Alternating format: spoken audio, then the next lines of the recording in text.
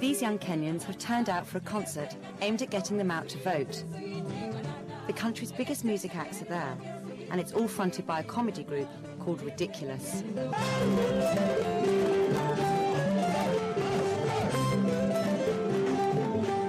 Politics here is dominated by the old men whose power has been based on patronage, tribal loyalty, and for decades, graft.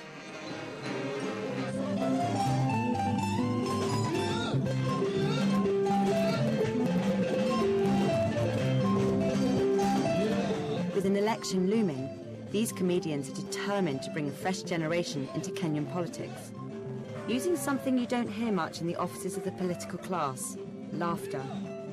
They first made their names in political satire under the one-party regime of President Moi. But they continue to lampoon the current President Kibaki and his controversial wife, Lucy. He's a guy who doesn't, nothing worries him. There's no rush. To him, we might be seated right here, and if he was here, a bomb explodes, he'll go like, what is the hurry? That is just a bomb. There's nothing much. Don't worry. We will go on. It's just a bomb. Let those who are running away run. They don't know where they are going. We are here. We knew we came here to do what we are doing here. Even if it's a bomb, we will still do what we are doing here without that bomb here. That's the kind of guy he is. I landed the unenviable role of playing the First Lady of Kenya. And I'll go into character. What did you say? Yep. Okay, now. I said, you, who gave you permission to be recording that? You think here you are at where you think who told you my home is a studio? Yep. What we get to do is make-believe. It's make-believe comedy, actually, whereby we get into character, and not only just get into character, we will get the right costumes, get the right props. Take an example. When we went for the Safari Sevens rugby tournament, when the helicopter came down, people actually were fooled that it's actually the president himself who's come here.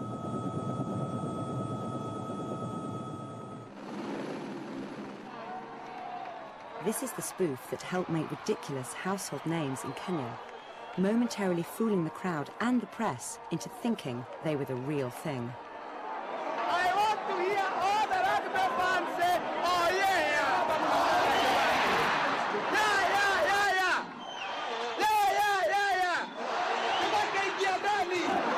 So she said, I can play rugby. Who is your mother?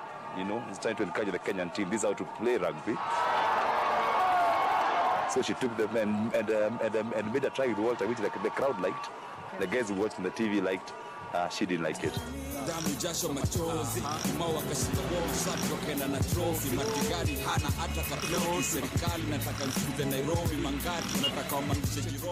President Kibaki faces an election in December.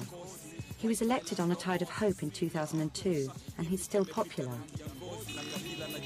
But there's also disillusionment with the pace of change, the state of democracy, and continuing corruption.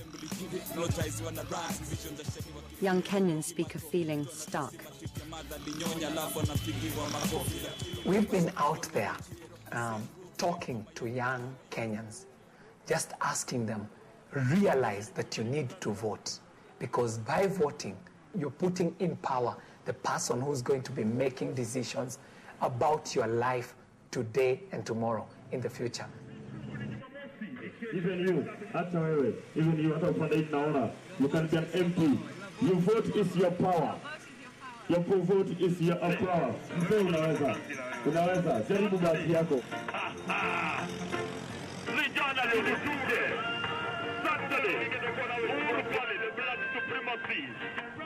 We are redefining politics to you. You have known politics to be, when it's politics time, we go out there, heckle, carry the biggest man with the biggest tummy and make sure he's voted in. And in the process, we can fight. Let's fight. Let's beat up each other, because we believe anyone who does not belong to our camp is an enemy. And what we are saying to them is, politics is a game of interests. Go out there and push your interests. Push your agenda as a young Kenyan.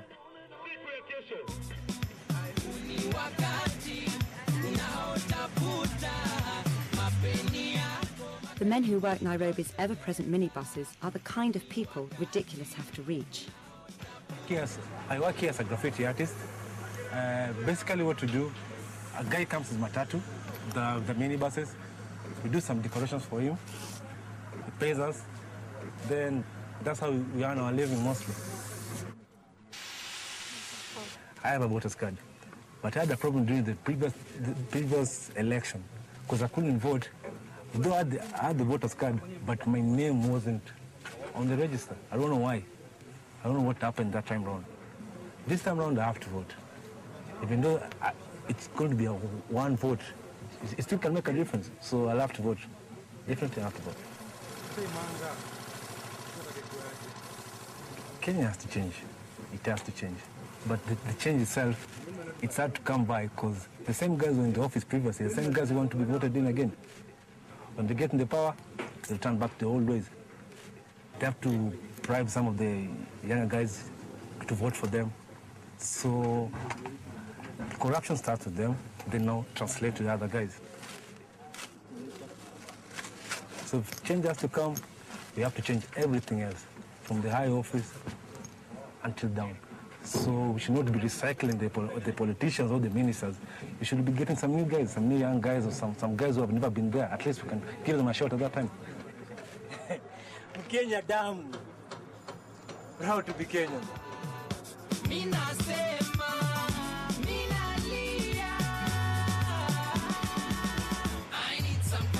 Ridiculous is heavily, heavily inspired by the politics of the day. Where is the editor of this newspaper? When the First Lady raided the office of Kenya's national newspaper, this was the Ridiculous response. We are having a good time satirizing some grumpy old men. Where is the editor? But there is a serious side to it, because the moment you satirize it, the society can step back and see, actually, we thought we were getting change out of the 2002 elections. But wait a minute, what kind of change did we get? Is it fundamental? Is it beneficial to I as a citizen? You people want to portray us as bad people. So here we are as young Kenyans. Are we going to sit back and let that happen? Or are we going to go out there, and only then will change happen? The chances of a youthful person winning an election, particularly a presidential one, is very, very remote. The general public try to trust more elderly people, you know, the gray hair, the big buried type of people, more than they trust the youth, okay? We probably, just like any other society, worship wealth and material being so much. So people tend to support the people who are well endowed financially, okay? We have had in the past the culture of handouts, you know. So the handouts here will be for votes, for all kinds of favors. Because of that, people tend to feel, wow, let me support the elderly person because he's got more resources, and if I go to him, I've got a problem, a hospital bill that I need to pay, I'm likely to get help. As opposed to a young person who is not well-resourced, and, you know, probably the much he would or she would do is to give me ideas. We're gonna choose.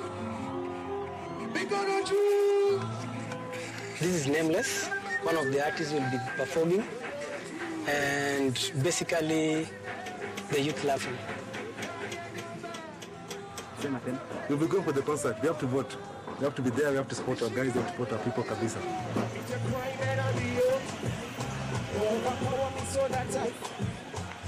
I wish I could be your saliva so that I could taste your lips. I envy vile inakushika kwamba kwa kweli manzi umebarikiwa, ndio maana tunaimba. I wish I could be your shoe. Saturday, Vijana Tugutuke call starter. Utuonyeshe, even you, hata wewe, even you, hata upande hii naona, you can be an MP. Your vote is your power. Your vote is your power. Mzee unaweza. Unaweza. Jaribu bahati yako. Ongea na vijana vizuri. You cannot be in this electioneering process if you don't have a voter's card. Let's start there. The voter's card is the instrument that you're going to put someone in power. So basically, you are employing the people who are going into your civic council, you're employing the people who are going into the parliament, you're even employing the president. So first understand what it is he has to do for you. If you know what he has to do for you, you can demand that of him before you give him your vote. And then thirdly, make sure that you go and vote. On the day of elections, go out there and make sure you cast your vote. And cast your vote for the person who is pushing your agenda. I need some cash money. Can you feel me?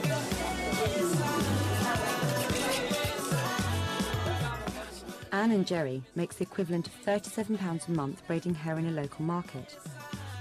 The last time she tried to vote, there was a problem. You need an ID in order to get a voter's card. Started shouting. You are hostages. I went to look for an Everybody ID. go to the gym. I just got harassed, so I left it. They asked for a birth or a school certificate. At 9:50 local The time, thing is, the my police dad died received and we a- had a fallout with his family. There's too much bad blood to go back there to get those documents. Sasa uko ni grudge. Nikienda huko itakuwa mambo mbaya. Kwa nini? Amrudi hata baadaye.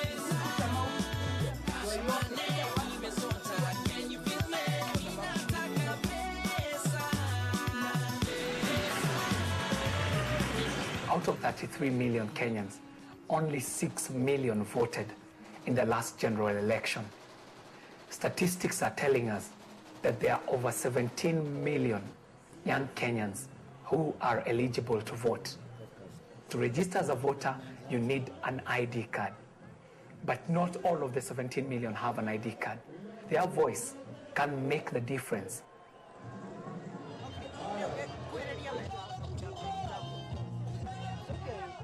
Anne has come to the concert looking for answers, and the story she has to tell is of the typical Kenyan problems. Sasa venye niliona wameniambia nikienda huko niende na pesa za kulipa ID. Niko na doze yenye They told me to give them a bribe when I wanted an ID.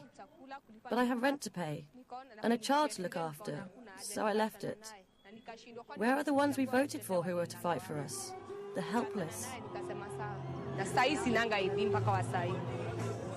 Unajua sasa hiyo ni kabla nitoke hapo niende huko. Sasa mwezi nisaidie venye nitapata. So you guys can't help me?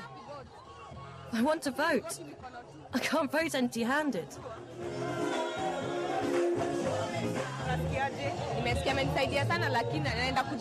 The man helped me in there and told me all the steps to take to get one. But if I'm not successful, he won't be here to ask again, will he?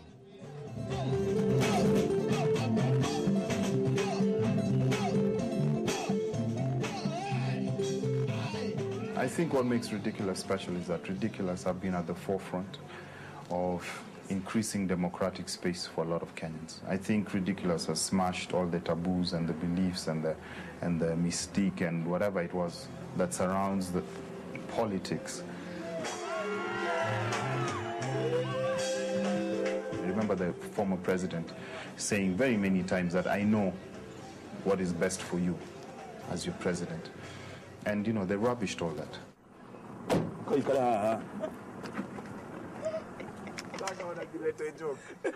My first job that I was given by Ridiculous as a team was to play the character of our president.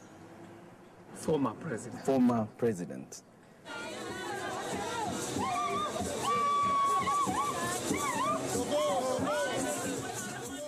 We would straight away now break the character, agree on what angles, agree on what points are going to be done, and that will definitely make what you call my...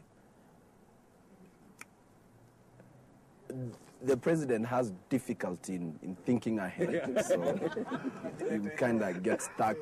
And then divert the attention. Yeah. Walter played the character of the former president so well. It was amazing, and actually, regardless of what else we were doing as Ridiculous, there was satire in there, there was political comedy, we were doing social comedy, but the political comedy was our claim to fame.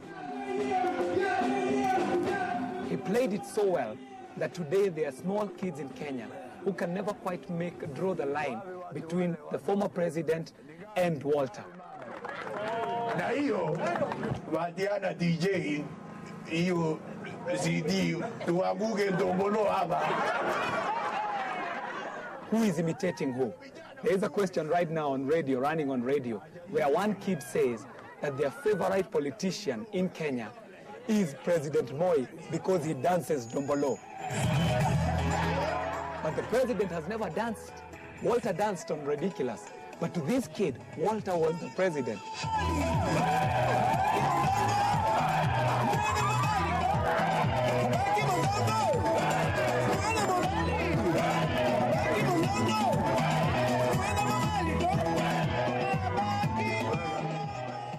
I think the first time they did that, everybody was just shocked.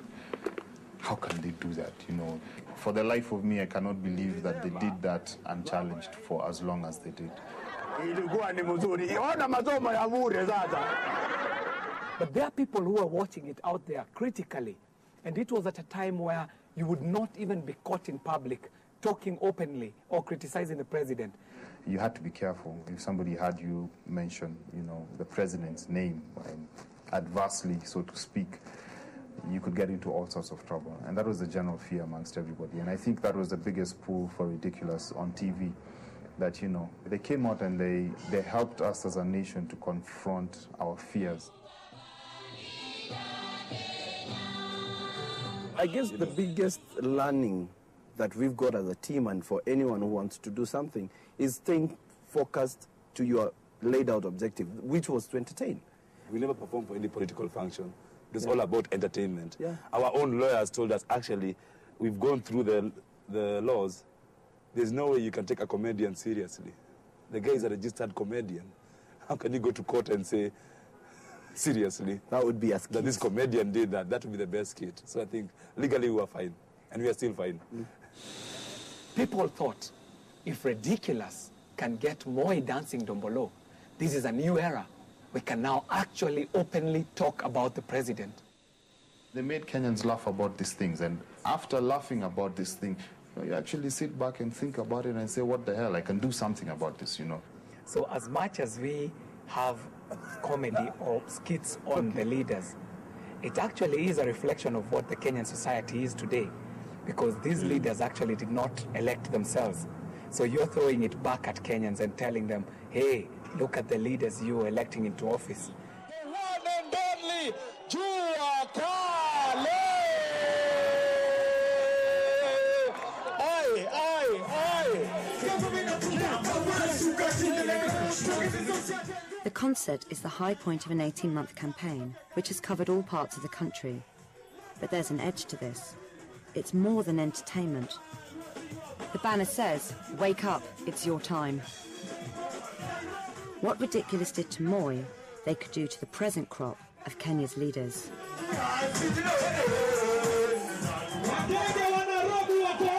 Nimekuwa confused. Nimekuja hapa kwa sababu nilisomea hii Nairobi hii. Hii Nairobi nikasoma nikaambiwa I'm a future leader of tomorrow. Alafu nikasoma nikapatiwa plus school mimi nikaambiwa mimi ni future leader of tomorrow awe na nguvu. Nikaenda nikasoma mpaka university. Nikaambiwa mimi ni bright future leader of. Nikaendelea nikaenda nikapata bibi. Nikaambiwa now you are a mature bright future leader of. Alafu mazini kaza atoi. Awaniongeleshi tena wanaongesha atoi wangu weka kando. You're the future leader of tomorrow.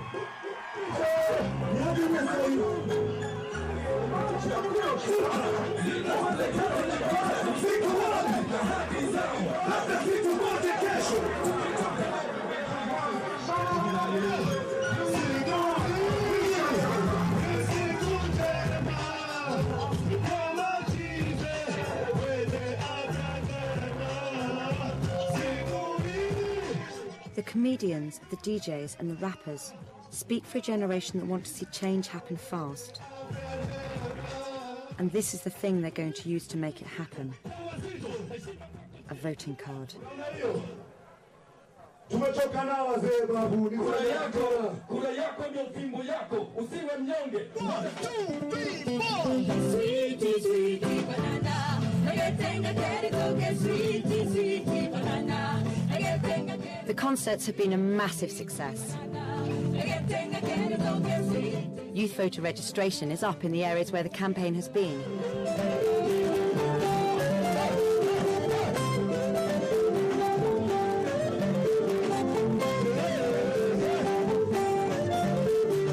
But it's not over yet. Their next challenge is to encourage the young people of Kenya to put themselves forward for leadership.